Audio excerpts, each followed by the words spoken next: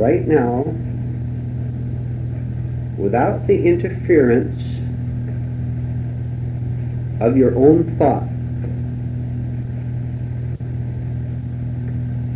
Sitting here now, you have dozens, hundreds of ideas about the kind of a person you are.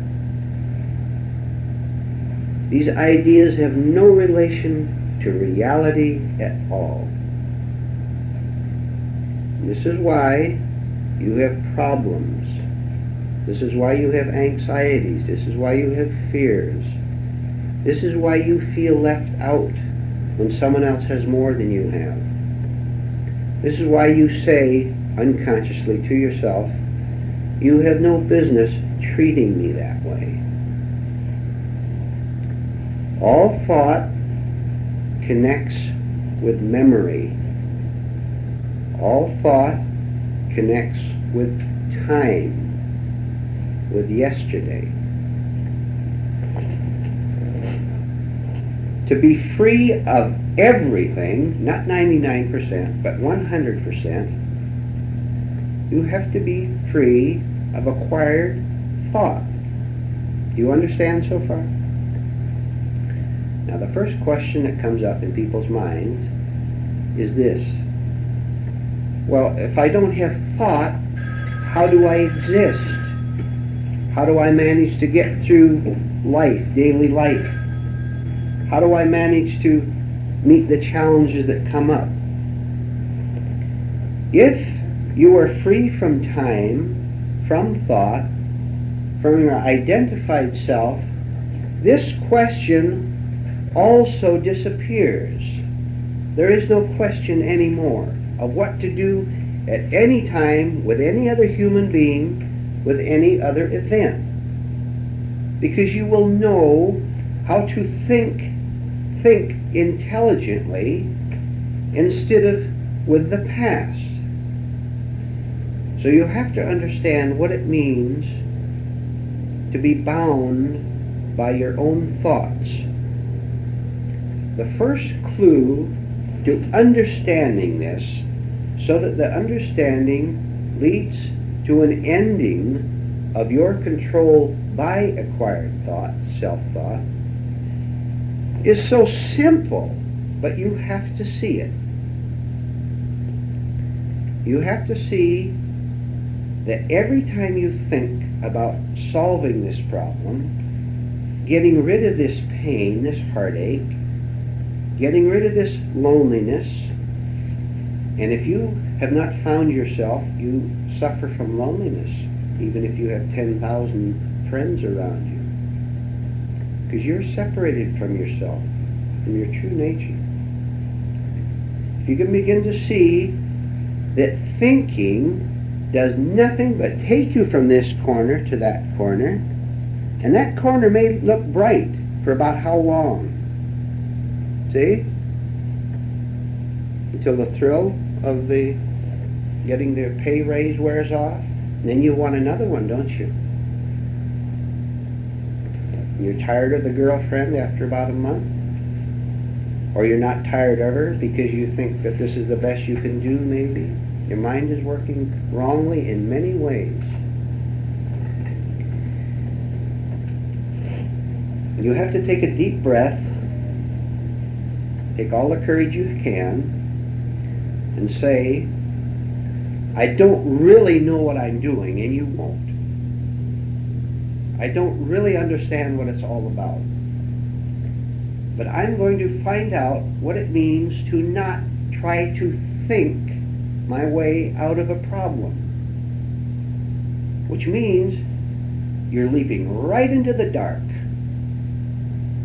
Because you've left everything you have depended on in the past out. You've cut it out.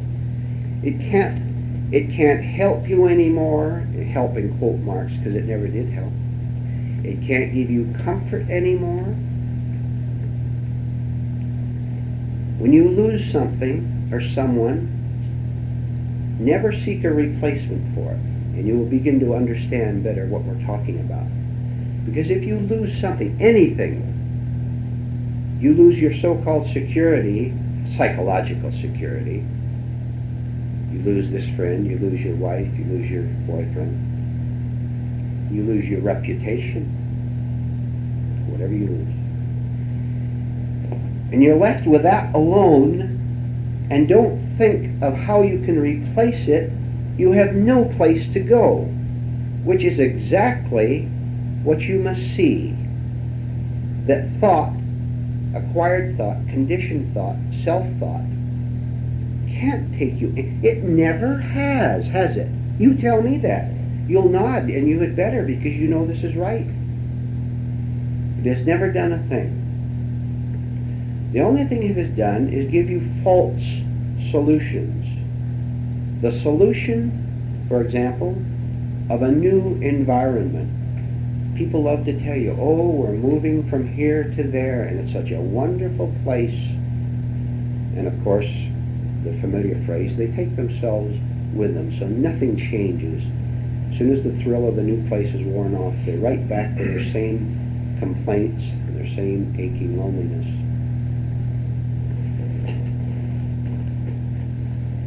Refuse to accept any kind of emotional excitement.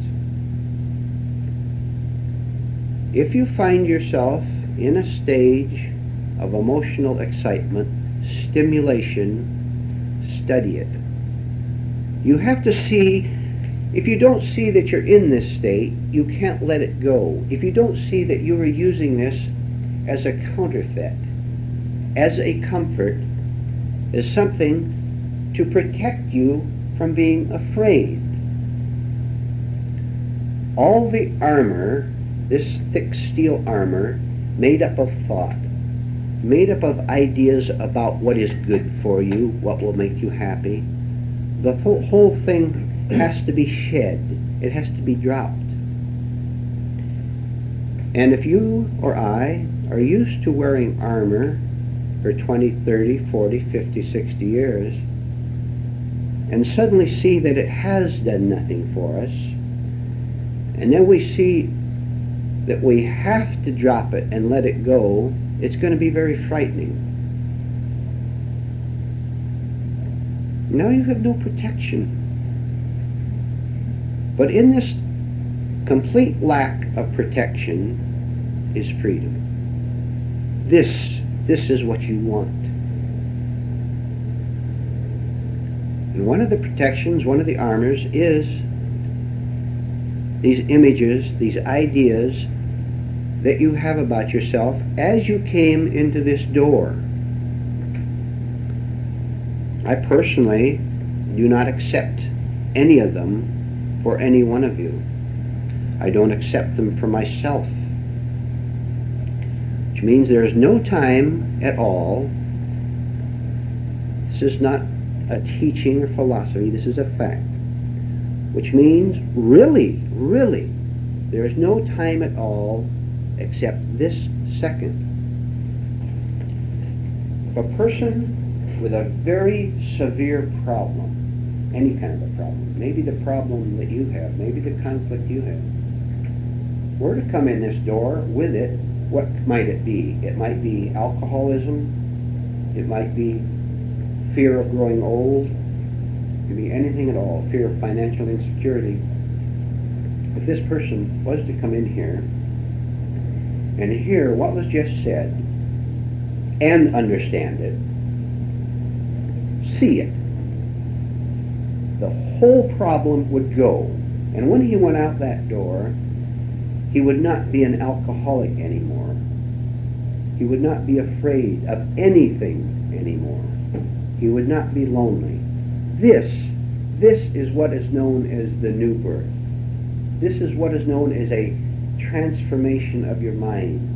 This is what is known as becoming a new human being in fact, and not just saying you are.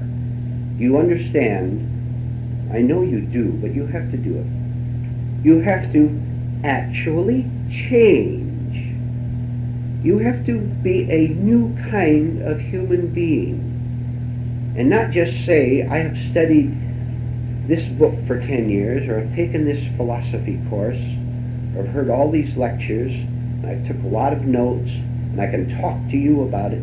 This is not self-change, because you can do that. You know what I'm talking about, but I'm reviewing it anyway. You can take all these courses, and you can have some kind of a title in front of your name or in back of your name. And you can be in contact with your wife at home, just you and your wife at home, and you can be very angry at your wife, and she can be angry at you, which means you're not a different kind of a person at all. It means you're playing a role in public, both for their sake, so that you'll get something from them, but mostly playing a role to yourself. The stage, the dramatic stage, is always up here in the mind.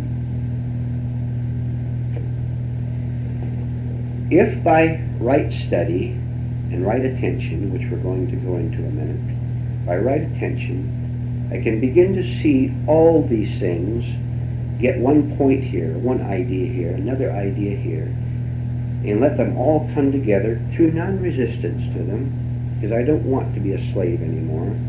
I will begin to understand what it means to be able to drop an armor instantly, and if I should make a mistake and keep it on when I shouldn't have, if I became angry at you because you criticized me, I will catch it, and I won't let it harden on me, because I'm working very alert, very watchful. I may have put it on temporarily. I blundered. All right, fine. But I caught my blunder. I saw what I was doing, which I've been doing all my life, but now I'm onto it.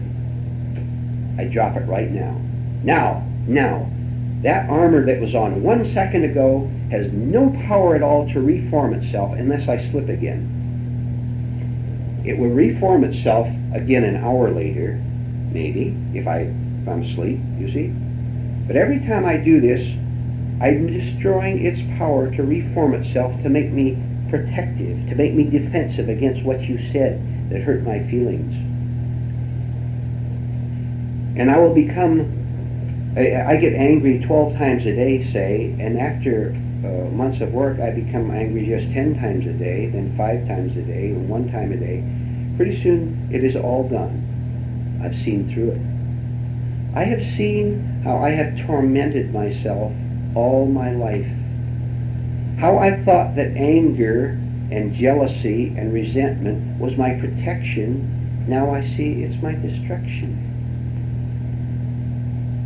I no longer poison myself. I no longer destroy myself because I've seen through it. So we come to attention. This is very important to understand. By attention, let's see what we do not mean. By attention does not mean simply seeing the outer world alone. That is a part of it. I am seeing you now. You are seeing me. We are giving each other attention on a certain level, in a certain way.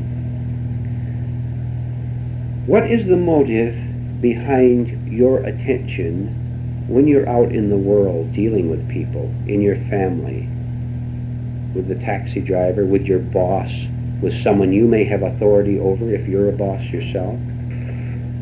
Where's your attention on? First, let me tell you that you must not waste your attention. I'll speak very frankly on this, and I'd like all you to realize it's not said to anyone personally, but all as a group. You must not give your attention to other people's past. You must not give your attention to how they may have failed in the past that you know about. You must not have this on your mind.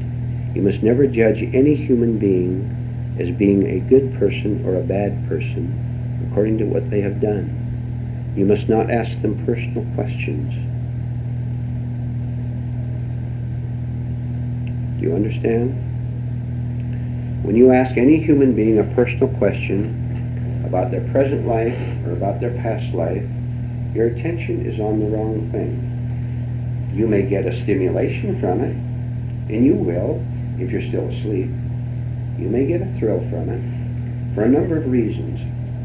The main one being, when you hear that this person was a former alcoholic or present alcoholic, or he was a criminal, something like that, immediately a number of wrong things happen. One, If you have something wrong with you, you will feel superior. You will say, well, I don't drink, or I don't smoke, or I never committed a crime.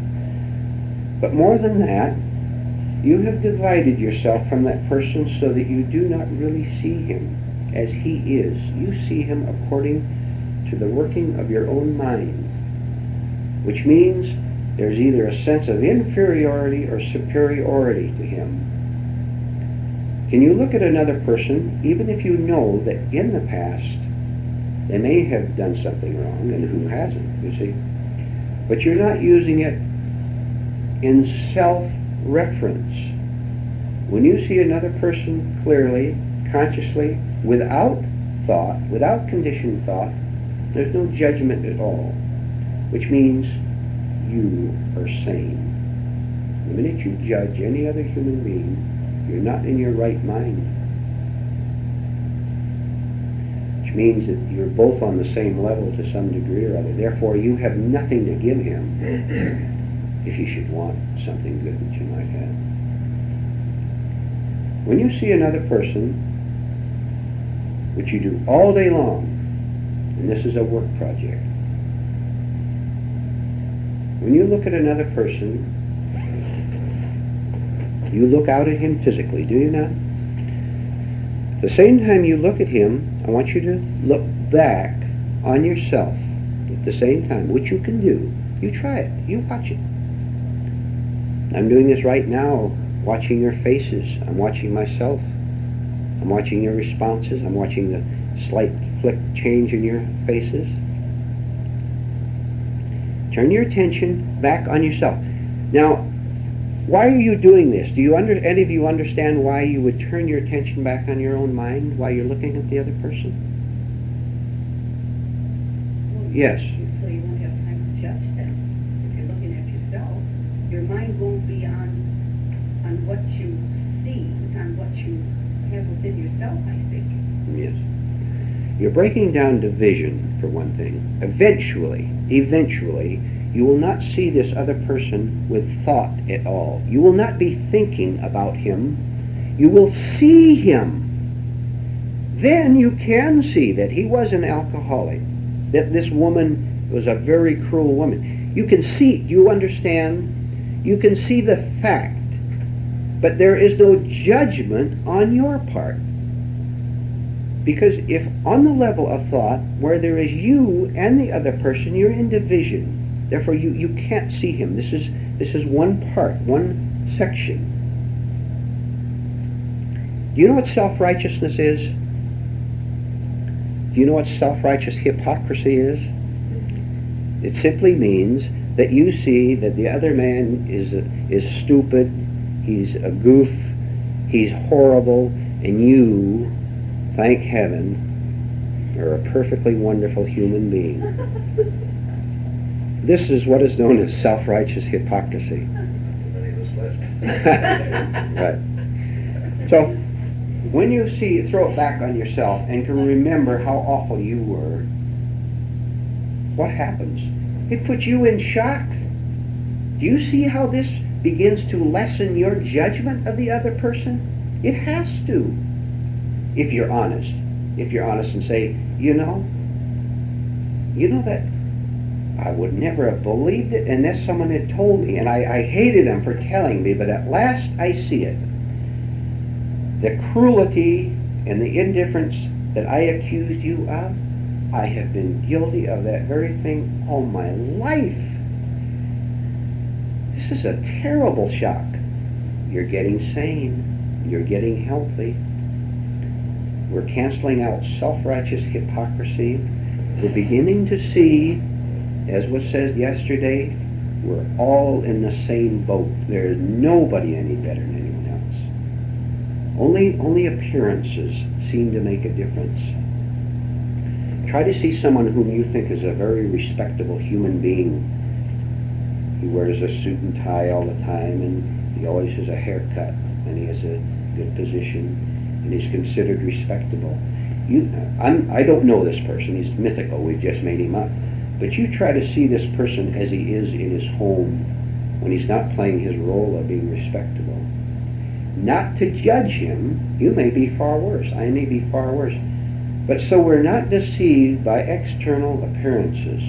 Most people are completely taken in by what a man looks like, by his public position. You know this, but you try to see it more. Keep your attention, again as the project, on how you are reacting when you look at this other person. When he says something to you, how did I respond to what he said? Did he flatter me and I swallowed it whole? See? I swallowed his flattery whole. I'm just so hungry to be flattered. That will help. He said something that touched me. I didn't like what he said, but I was watching myself, so I saw resistance there. And instead of mechanically, he said something that offended me. How do I get back? I feel a loss of my sense of self. I know what I'll do. I'll get resentful, or I'll make a little cutting remark, and I'll say something back to him. I feel better. No, you don't. Now you're more trapped by yourself. Because now you feel better. He hurt my feelings, but I hurt him back. I got back at him. I feel sorry for you if you ever take revenge on anyone, in any way at all, for what they actually might do to you. They might be cruel to you. That's his problem. That's not yours. Do you understand what the project consists of? Then, seeing your responses as they really are, you can start to drop them by not saying that drop them by seeing that they are not really you, because they are not. You are not your mechanical, habitual responses to life. See how this connects with freedom? I lose this very valuable friend in my life. I'm working. I look back and I see the heartache. I see the pain. I don't know what to do. All right, that's step one. I see it. I observe it. Second, I understand that this really is not me. My survival is really not at stake when this other person left me. Not really, but I haven't understood, but now I'm trying to. So I do not identify with my own thoughts, with my own responses. I drop them, which is difficult, but it has to be done, and I will do it. So I drop the idea that I am this painful thought even, because even a painful thought tells me who I am. And I'd rather be in pain than be nobody. I will be nobody and see what happens. From this point on, I begin to free myself of everything. Because I finally see that I never really had any problem at all except myself. Not with you leaving me, not with me losing my money or losing my health, or growing older, suddenly realizing that I'm no longer 20 or 30, but considerably older. I'm completely free because I saw where the problem was. And I'm putting my attention where it should be, on straightening out my own life, instead of trying to reform the world, because I now know where the reformation has to begin. All right. Comments, questions? You say we have to drop this self, but this false self keeps saying, well, I will become nothing. I will be an enigma, a complete blank. And this is our salvation, as you said. Right, right. Do these things start manifesting themselves over a long period of time, or soon? It's very interesting. It is fascinating to watch yourself change in the exterior as the interior changes. You understand, don't you, that when you change the interior, really change it, not phony change, when you really change it, the outside has no choice but to follow. Why? Because they're one and the same thing. You remember we said there's no division at all? Not really. You can see your physical body, you can't see your mind, but it's all interacting with each other. Certainly. When you change some little thing, you will someday see an evidence of it out there, for example, in your response to another person. Or in a cessation, an ending of these nagging desires. For example, the compulsion to go someplace and do something. Now you fill in the blanks on that because you know where you want to go and do something. What is it? Do you have to be hopping in the car every 5 minutes to be going down to the lake or wherever you go? Do you have to be on the move every minute? You will find that you will be content with yourself. You'll be content with yourself wherever you are. Then, if you want to go to the lake, or if you want to go to the mountains, you can go.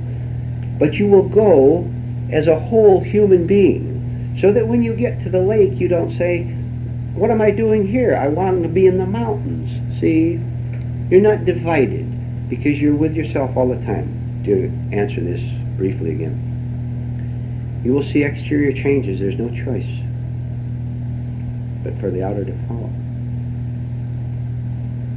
Then it's sort of a confirmation that you are changing. I'm a little less anxious than I was, a little less nervous, a little less compulsive, a little less confused,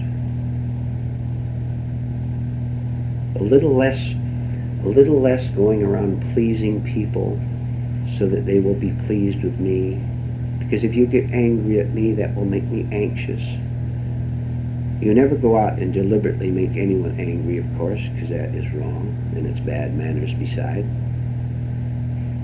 But if, in changing yourself inwardly, this disturbs another person, that is their problem. Do you understand? If you're going to turn north and go north, and the other person, one person wants to go east, another person west, another person south, you have to say to yourself, not necessarily to them, because your attitude will be telling them things. You have to say, I'm sorry, but I have to go north. If you want to go with me, you fine, come with me. If you don't, I'm sorry, I can't wait. I can't stay. I'm going north. The decision is theirs. You have made your right decision. You must never look back to see whether they're following or anything. That's their life. You're responsible for your direction. They're responsible for theirs. All right.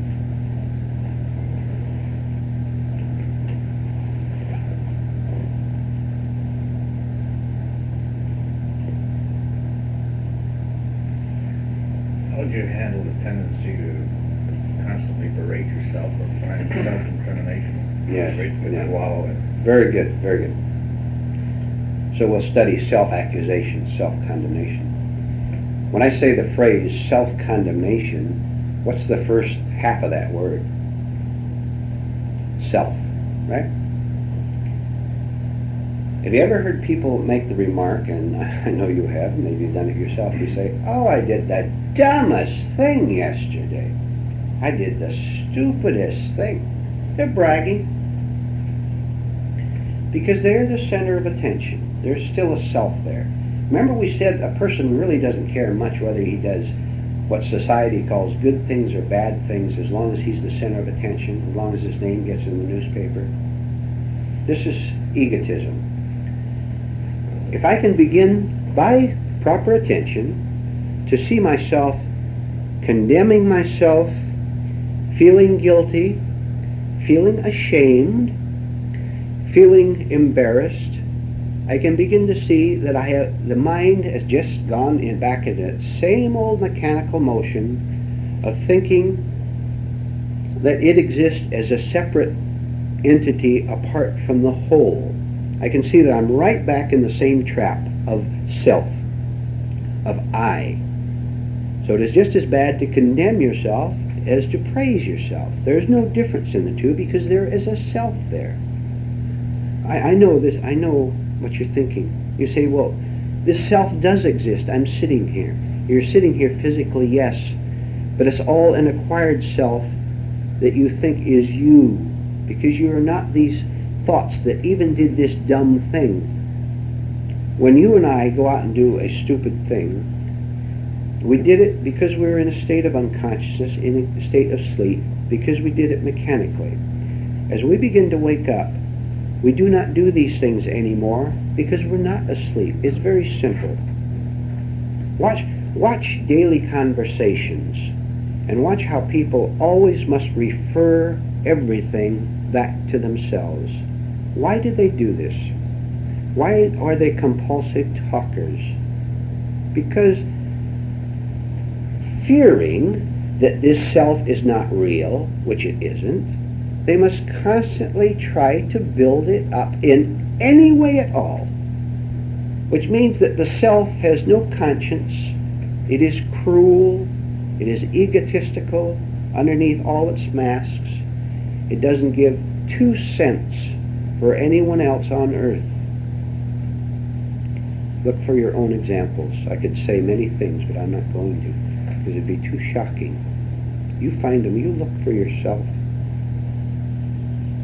Do you want to have a conscience, which is the same thing as being a free and happy human being? Then get on to the idea that we are living from artificial identities, from invented personalities, from a self made up with a cluster of acquired thoughts. Seeing this, and seeing that this is the prison, and there's no other prison, we can begin to give it up, to dissolve it, to end it.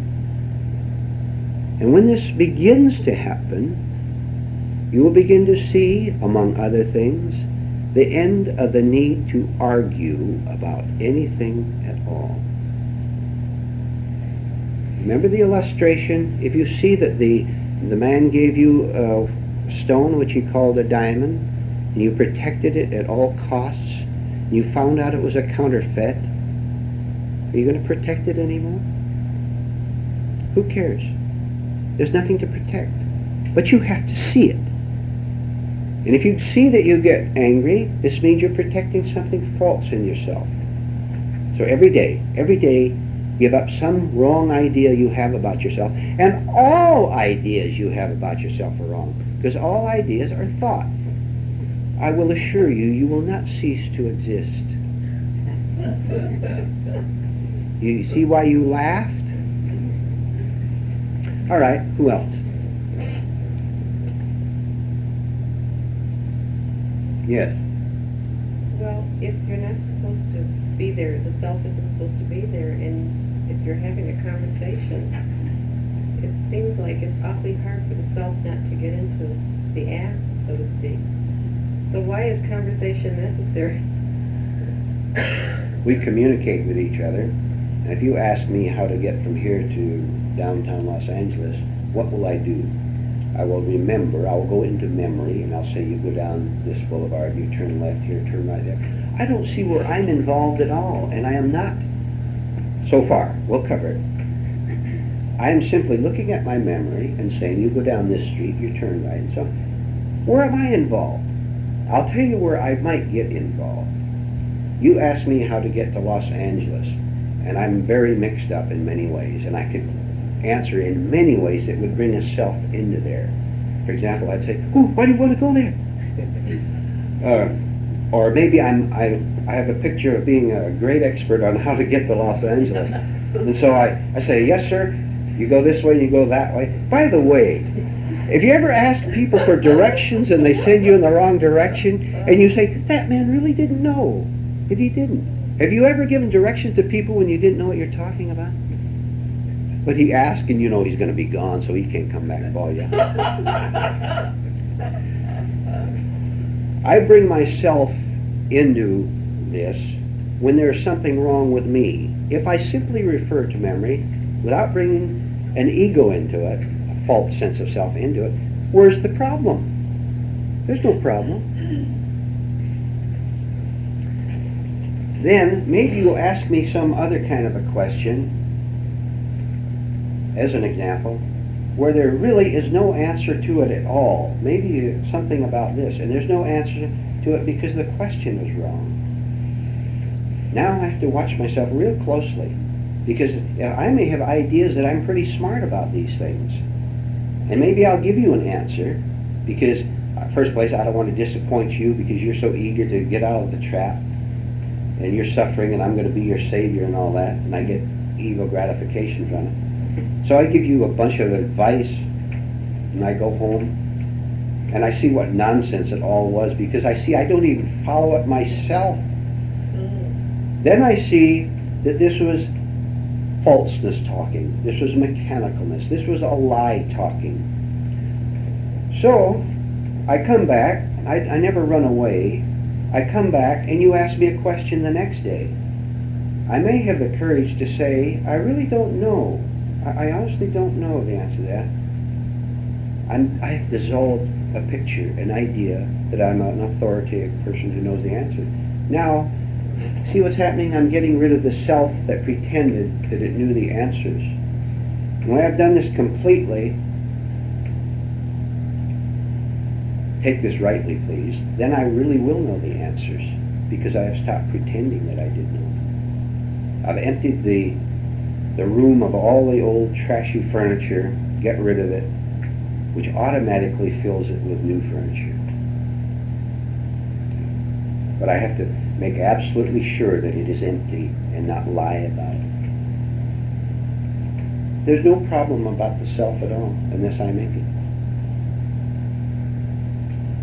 Someone looks confused. It's very painful to admit to oneself or to others that I'm wrong. Right. But it has to be done. All right. Why is it painful? And protect that self. It wants to be right. It's very frightening. Remember we said it's very frightening to take off this armor. Because if I take off the armor, I'm exposed to you and to myself. You'll see through me. You'll see what a phony I've been all my life.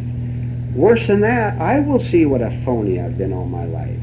Boy, it is painful. It's shocking. Will you bear the operation in order to become healthy? That's what we're talking about. Will you not run away? Don't you know that most people, if we had a very large group here, say if we had 500 people in this morning, do you know that most of them wouldn't be able to take this? The vast majority of them would go away and never come back. You know why, too, don't you? Who wants to look and see that they've been a phony? Submit to the operation, as painful as it might be, a little at a time. That's all you can do. You wouldn't be able to stand it otherwise.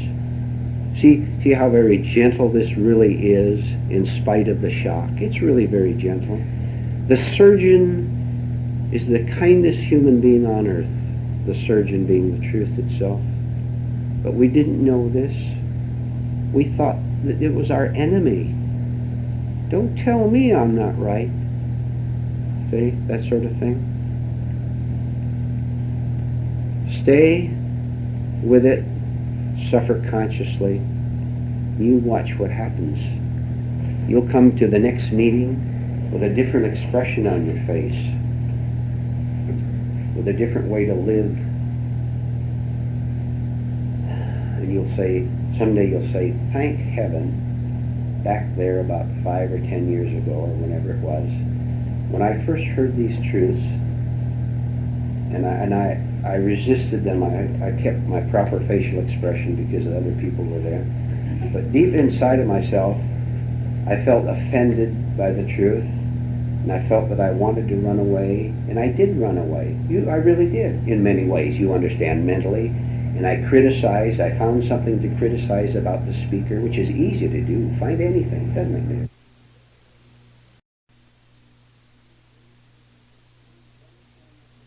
You understand you can know something without living it? Right. Which means there is division. Which means that the mind knows something that maybe the emotions don't. Example. If you have a habit, any kind of a habit, maybe let's take what we call a harmful habit. And this habit is taking you over so that you can't break it. And yet you know all the words to what we've been talking about. You're a divided human being. Now, I will give you a way to work on this, anyhow. We all have a great pride of knowledge, of knowing the words. And this very pride of having the book down right, of knowing all the proper expressions, of being able to quote someone, this very subtly becomes our new artificial self. Which is why you may have met people who do know the words and can talk very eloquently on these things, and you also know that they have very deep problems. Maybe they write books or preach sermons because they have not gone beyond the words. And this is what we're doing here. It is so easy to sit down and read a book and enjoy it, which in itself is not wrong. This is quite pleasurable. It's a lot of fun. And to be satisfied with that, because it requires no sacrifice of your past. It requires no sacrifice of being the kind of a person you assume you are. It's easy to read, which is why most people don't go beyond the Word. We have seen that we make an error by being satisfied with the Word. So now we're doing something that's a little more difficult, and which will produce many, many shocks inside, many disturbances. But what is the difference now? The difference is that the disturbances are conscious. We are seeing them. And this makes it, in one way, even worse, because now we see what the task is. The task is not to read the book just because everyone else is reading it, but to see that there is something wrong with us. And the book may be quite accurate. Hopefully it is an accurate book or an accurate speaker. But we see that we must do the difficult thing of dying to our false sense of self. This is what we're doing here. This is why these things sound difficult to you, do they? If any of this sounds easy to you, may I tell you that you're not thinking correctly toward them?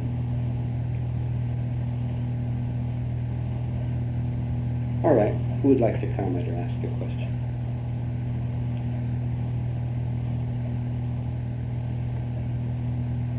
How do you control a nitpicking place for everything and everything in its place type attitude? You mean, for example, a house or something like that? House, work, your job, Yeah. your mate, anything. All right. Perfectionism. All right. Your attention is connected with habits in one way. You have a habit of, may I start all over again? I'll give this a different way. This would be better. This would be practical. When you're in the presence of other people, in another person's home, in another person's car, you watch yourself. In their company, you watch yourself to specifically observe how they do things in a different way than you do. The woman cooks in a different way than you do. The man drives his car in a different way. And you will find yourself being a little bit disturbed by this, right? You're following this. Because why on earth does she put the salt in before instead of after? An elementary cook would know that. This is because your habits give you a certain satisfaction, right? And you want to continue them in that way. To break down, this does not mean that you do not continue with your way of doing things, because on a certain level, you must do them individually. You're allowed this individuality, and you can't be anything but this, because you are separate on the physical level. What I'm saying is, if you object to them doing in a different way because you think your way is superior, This refers back again to the collected sense of self that your way is right. And strangely, your way may actually be right. Maybe she shouldn't put the salt in when she did. You actually may be right. But you're not going to force anything on anyone else. You may see that she would get disturbed if you told her that. This is part of your work. Not to force your ways onto other people. First place, they don't want them. Secondly, the only thing you can give people is a sane, mature self. Finally, in connection with this, it's a form of keeping yourself distracted so that you don't have to stop thinking, so that you would have to face yourself as you really are. As long as you can keep your mind agitated, you are, quote, safe. You're not safe. You're lost. That's why people just will do anything to prevent an interval in their thoughts. Because in that interval, which is 1,000th of a second flash, I'm awful. I'm confused. I'm angry. If I can blab, I can cover it up. Try sometime, not when you're driving your automobile, when you're quietly alone, to not think about anything at all. See if you can do it. See if you can do it. You have to start. You won't be able to at the start because the mind just wants to run on and on and on. If people are not blabbing with their mouth, they're blabbing up here. See if you can sit quietly sometime and not think about anything at all. This will, you won't succeed at first, but this will begin to give you the idea, and then the thought process, the running, the flood will slow down a little more. This was the purpose behind the project of last time, which was to watch your conversations with people and not just want to leap into the conversation the minute you saw them slowing down. You're watching their lips. They're slowing down. I'm going to get ready. Okay. You again and again refer to the word suffer consciously. Now, we're trying to slow our mind down. Is this suffering consciously that you mentioned? Is this to look at your negativities and to discard them, or actually, how do you suffer consciously? This is a basic question, I know, but it's very confusing for me. When you're in pain from anything at all, anything, all right? Suffering, anything. The only thing that exists is this pain itself. There is pain, that's obvious. If you were to refuse to do anything about this pain, I can't explain this to you. I can tell you to experience it. I can't tell you with words about it. But if you would refuse to escape from this pain, it would vanish. And it would vanish right now. Remember that, now we'll go on to something else. Connect right with it. Pain, suffering, heartache, loneliness, nervousness are always on the level of thought. Mechanical thought. If you can get to the point, which you can, where you are not in thought, the pain will vanish right now. It never existed anywhere in this universe except in your thought, in your mind. If you could see this, Physical pain? Pardon? Physical or mental pain? No, sir, that's on another level. Physical pain is another thing. But let's stick to psychological pain for now.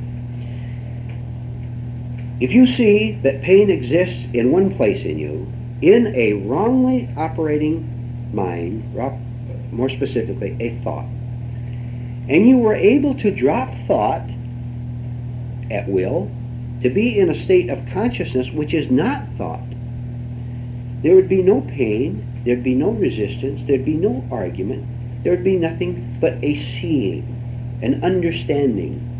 You would then understand why you were suffering. You thought you were suffering because that person left you. You thought you were suffering because you lost your precious reputation. You thought you were suffering because you were confused, which you may have been. But you were suffering because, one, we've had this before, because you loved it and were unwilling to give it up. You were unwilling to give up the thought because this thought gave you a sense of who you were. And you're afraid of death. When you die to a thought every second, which you should do, and don't hang on to it, what happens to the thought? It disappears. It goes away. And the pain and the suffering will go away with it because it's always connected with thought. It is thought. Thought and pain are the same thing. Psychological pain are the same thing. Slow down your mind through these other things we talked about, and you'll be able to snap it just like that. 1 second, no 1/10 of a second. If it comes back 5 minutes later, you'll snap it again. You'll snap it again. Pretty soon you'll be able to see pain coming around the corner, and you'll stop it before it gets to you. Okay.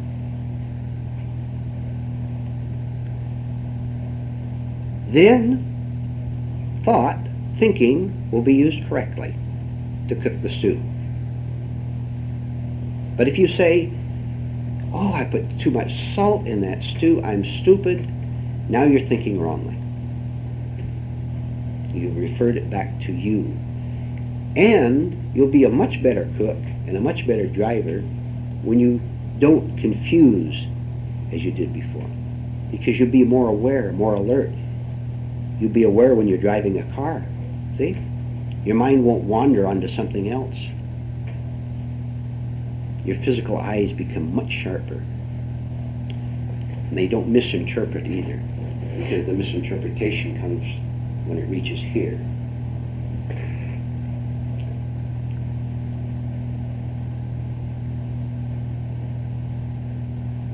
Don't love the pain.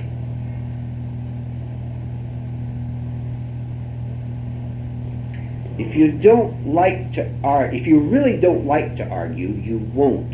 If you argue, you like to argue, period. Go by what you do, not by what you say. We don't even like to admit that either. That we love our suffering, our pain. Why? Because it contradicts an image of being a peaceful person. A person who doesn't argue, a person who doesn't fight. So if we see the contradiction, that's the beginning of the end of it, right? Were any of you uncomfortable during the silence a second ago?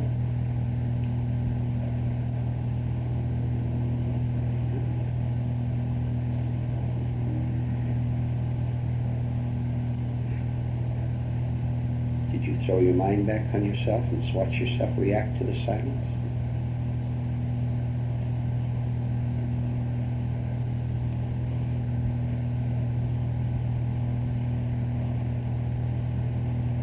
Constantly watching the self, okay, so that it doesn't get in your way, and you're not guided by it. Is that like a form of meditation? I mean, I know the word is overused and everything, but if you're really always watching the self, you can't get caught up in other things. Sure, agreed. The word meditation and prayer and things like that, they really have no meaning, or they have a false meaning, a meaning which organizations give to them. If you want to use the word meditation, all right, but just as you said, use it simply to indicate a state in which you're watching yourself in order to understand yourself, in order to cure yourself. That is true meditation. You understand that simply thinking is not meditation. You do that all day long. You can think about your business. That's not meditation directed towards self-awakening. It's not wrong to think about your business, but don't call it meditation. And remember, the aim of all this is not to get anything at all, but to get rid of something. Then when we've got rid of it all, we have the all. We're trying to get rid of things here, not to acquire anything at all.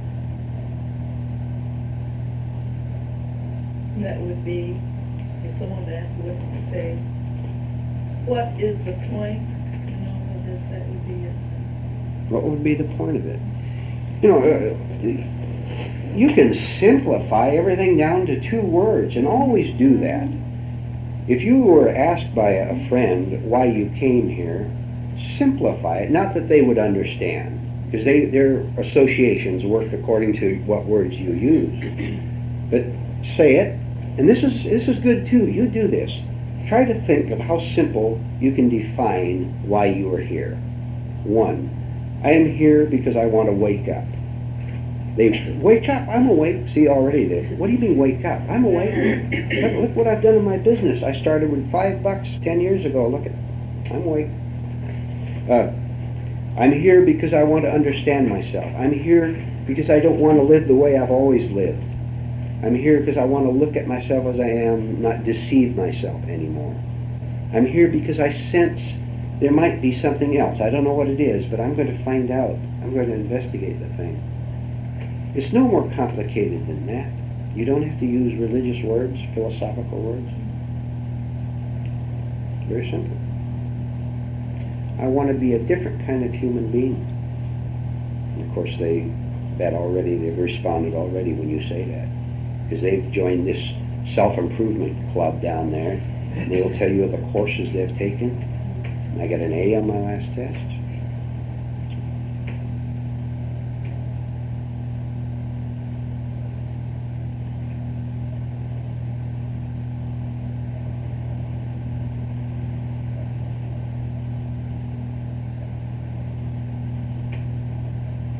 You know, these books that you and Sally referred me to, Christian Marine, Curtis and so on, this school that Spencer talks about, these schools and so on, what schools are those?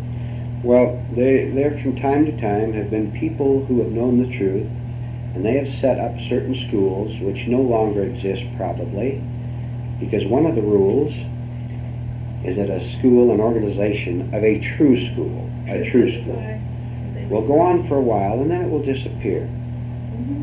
What happened to Christ's teachings after he died? They were organized, were they not? Mm-hmm. And they're still in existence, were they not? Are human beings just as confused as they were, even though they go to these churches? They exist. From time Make your own mind a school and That's what I give thought, no as- thought to that at all. It's unimportant. In other words, this is somewhat of a school. If you want to call it Yeah, that. that's what I A school is anywhere, excuse me, I interrupted. Go That's ahead. all right, where there's the reaching for the purity, the pure nitty gritty, down to the nitty gritty. Very good. Very good. You can do it all by yourself if you have no one else to talk to. Well, this is good. We're helping each other to get out. We know we're in a trap, don't we? We're working to get out of it. That is good. But work outside alone. That's where 99% of your life is spent, out there alone. No one will know it but you. They don't know that when you push your wagon up to the grocery checkout and someone cuts in front of you with a basket that high and you have one loaf of bread, they don't know that they don't even know you're there. That woman pushed right there. She doesn't know you exist. She's thinking about how many blue chip stamps am I going to get. But you're thinking, she cut in front of me, not even noticing that I had one loaf of bread. She doesn't know that I'm working on myself to say that I just said, isn't that woman rude? Isn't that woman asleep that she didn't even notice that? You're the only one in the world who knows you're working on yourself, but you're doing the right thing. And she's still in front. She doesn't even know you're there yet. You wave your loaf of bread in front of her. She doesn't see it. She's putting all her things on, 2 big baskets. And you know what you're doing? You're sitting there watching yourself burning. You're working.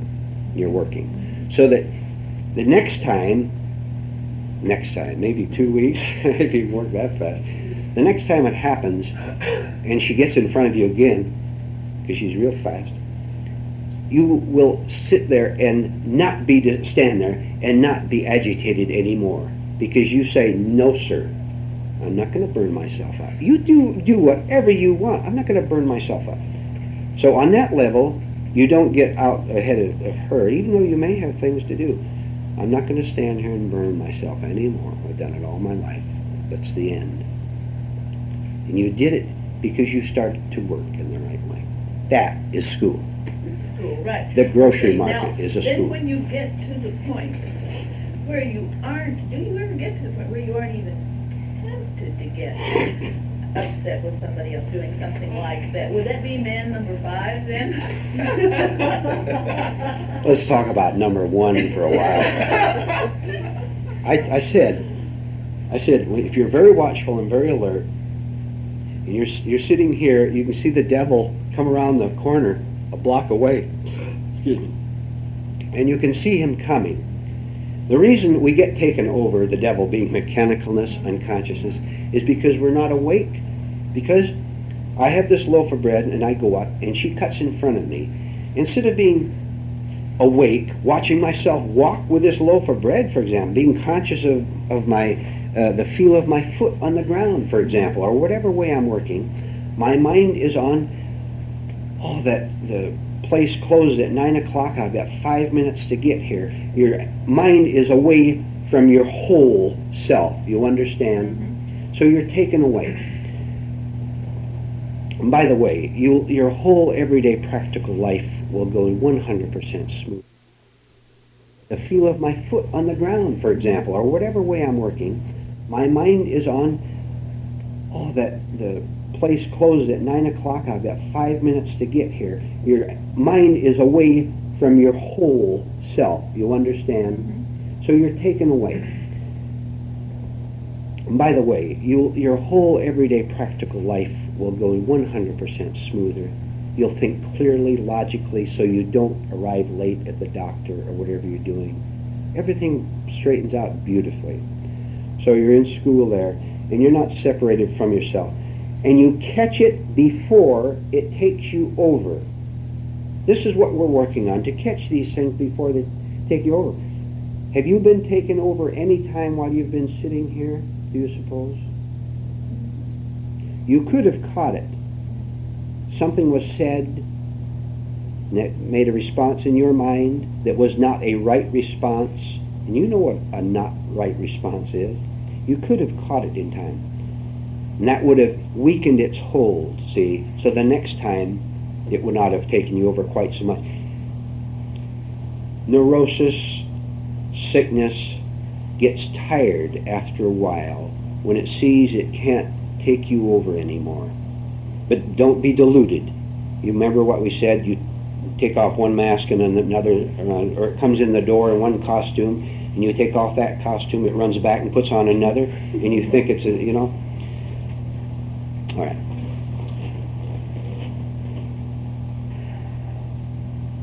Would you repeat the assignment that you gave us that I apparently was not aware of? Attention. When you see something out there in the exterior world, and by the way, the interior is the exterior, but we're using words. When something happens to you out there with another person, with an event, anything at all out there, when you pay attention to that, pay attention to how you reacted to that.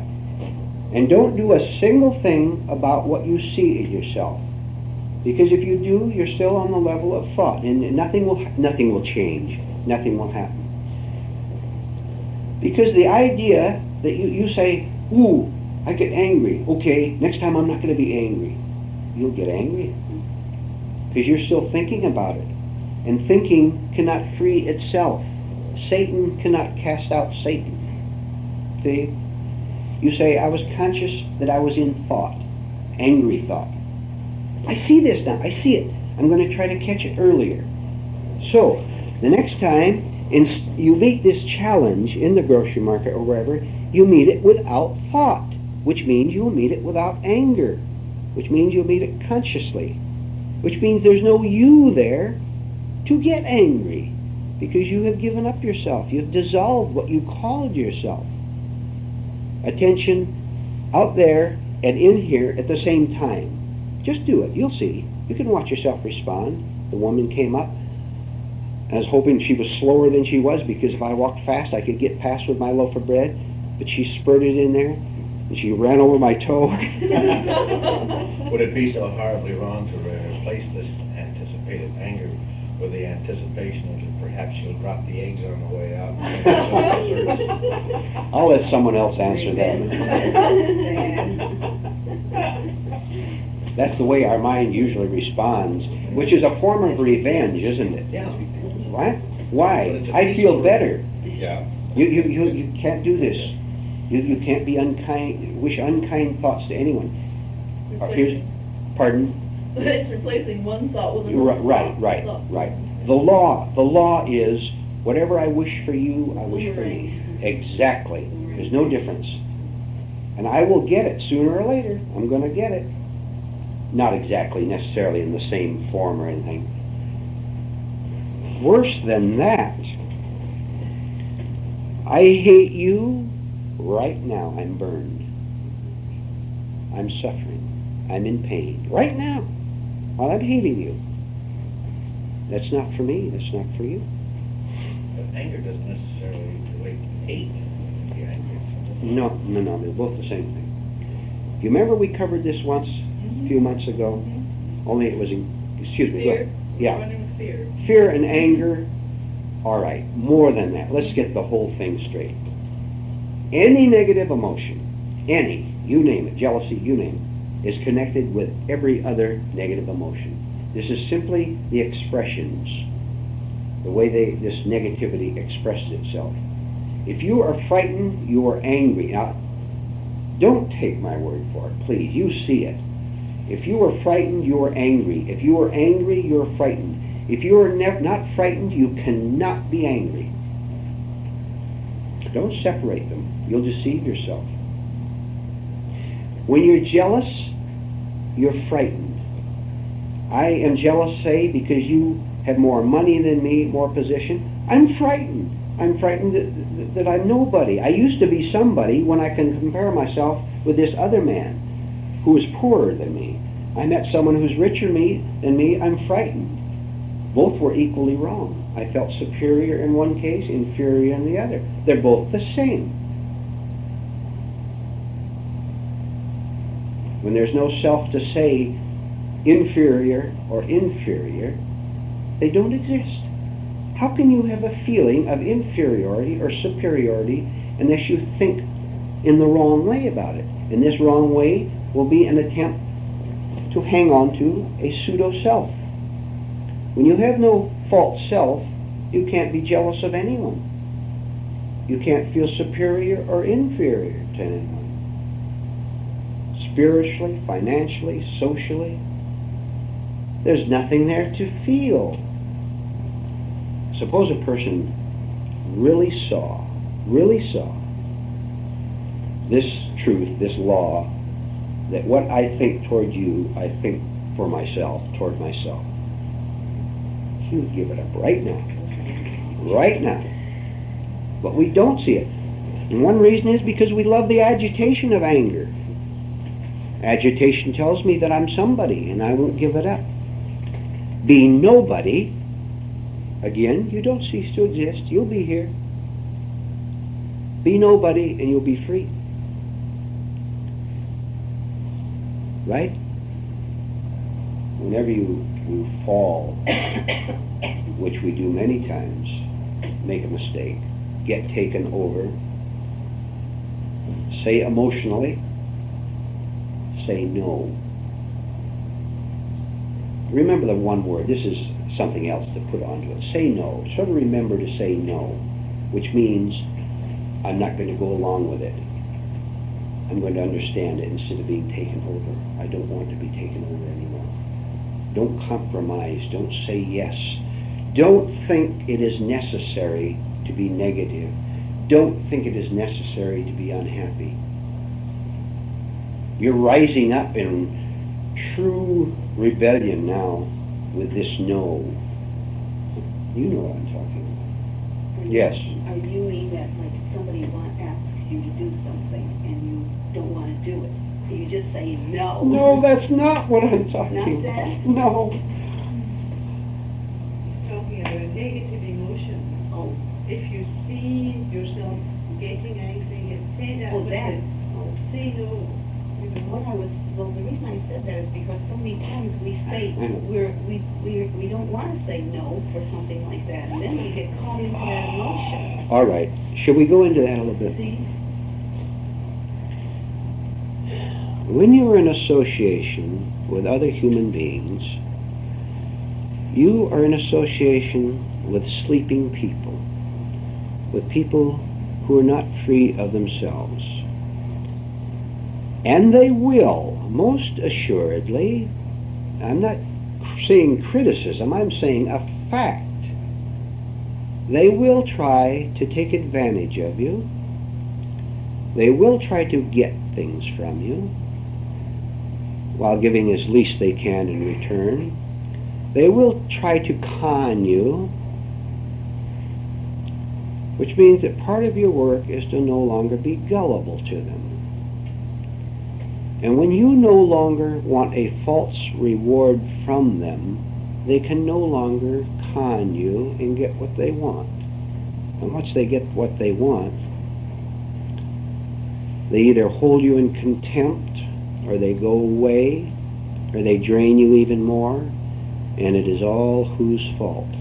Your own. Right.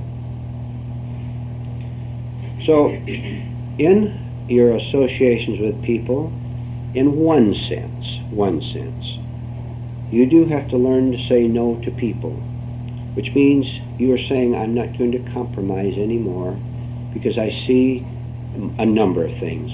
For one, I see that the more I give you, the more you demand. I'm sorry, but you've worn me out. This is it. Here's where I get off. So he or she will go away, not getting the reward anymore. And this is part of your work too. Let them go. Suffer from it. Learn from it. Then you won't repeat the trap anymore. You won't get in associations where you're trading with people anymore.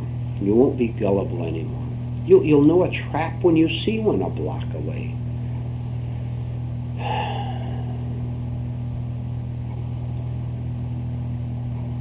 Probably a very good illustration of it would be that the problem so many people have when they first wake up.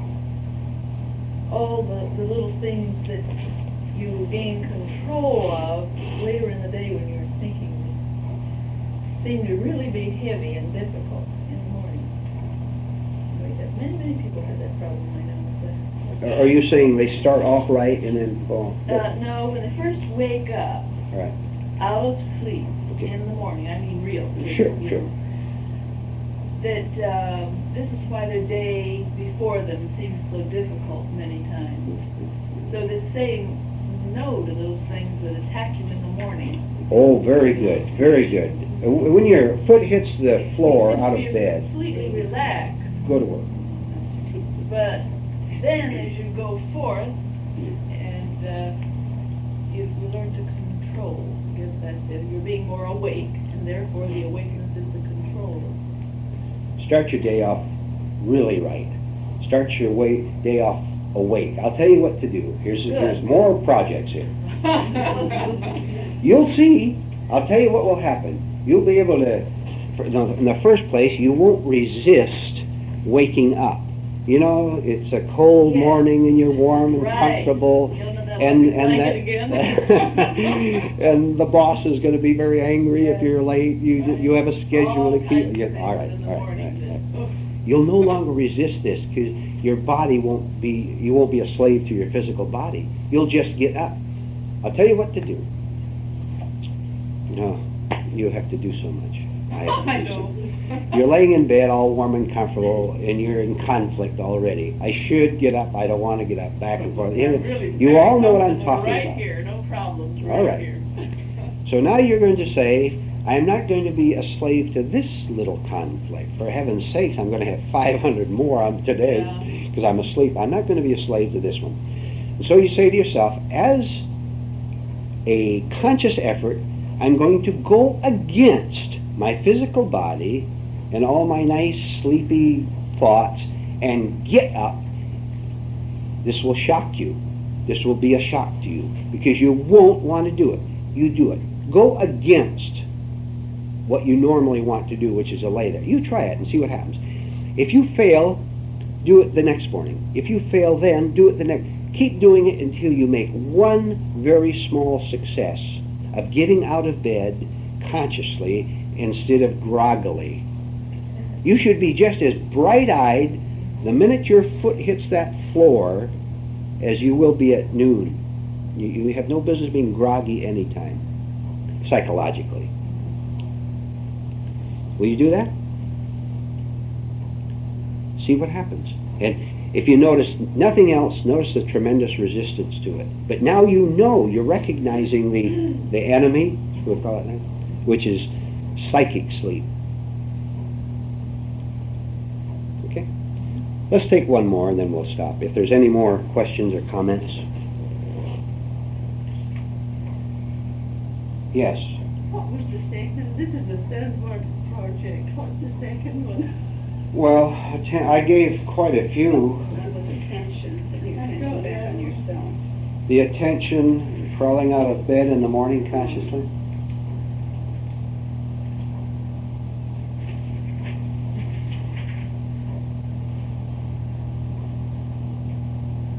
What you're doing, I think it's only attention. And then the rest of it is always awful. Everything's a work project. anything, that's right, anything you say. What you're doing, and we'll conclude with this, is going against your habitual way of living, of thinking, of feeling, of responding, even the habitual ways of your physical body.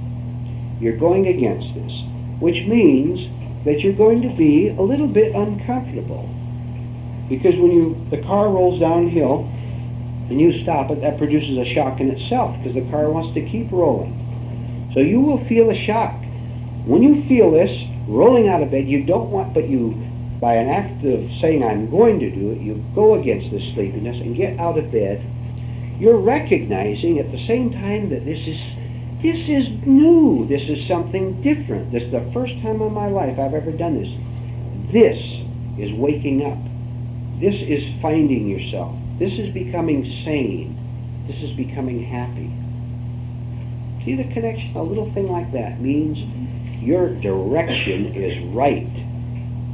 And all day long you find little things like this to do. Don't do one. The time will come when you can give yourself many at one time. Give yourself a lot of work to do. And if you do just one of them, that's great. Give yourself a lot of work. All kinds of things. All right, that'll be enough for today. Copyright 1973. No portion of this material may be reproduced or sold without permission from Bruno Associates, Garden Grove, California.